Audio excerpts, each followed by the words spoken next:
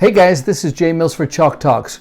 So I'm sitting in a football staff meeting at Harvard University, listening to our defensive coordinator, Mark Harriman, present his playbook. As he talks about the person who will direct the huddle, he says, "It's not rocket science, but we believe this is our best method for communicating signals to our defense." Before he can continue, our head football coach, Tim Murphy, interrupts. "Pardon me, but who is that point person?" Mark quickly states the individual's name and then resumes his presentation. Once again, however, Coach Murphy interrupts. "I'm sorry, what's that young man's major?" Coach Harriman replies, "Engineering." "Now, what I was saying," Coach Murphy interjects still again. "And where did this young man intern this past summer?" Mark smiles, realizing where this pointed questioning is going. "NASA," Mark replies. "So," Coach Murphy says, "you don't need to be a rocket scientist, but you can use one if you have one."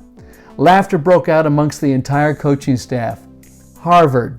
It's the only place I've ever worked where I could use the term brain surgeon or rocket scientist and realize that someone on your team might actually become one someday. When it comes to expressing our faith, unlike the linebacker we had at Harvard who would call out our defensive signals, we don't need to have the credentials of a rocket scientist.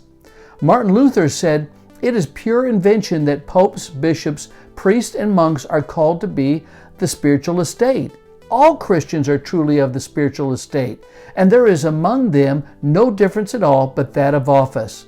There is really no difference between layman and priest except that of office and work. We do not need to go to seminary to understand Scripture. Charles Spurgeon had no formal Bible training. As Paul said, we have not received the Spirit of the world, but the Spirit who is from God, that we may understand what God has freely given us. Our faith in Jesus Christ qualifies us for the mission which we've been called to pursue, to make disciples who make disciples for the transformation of the world.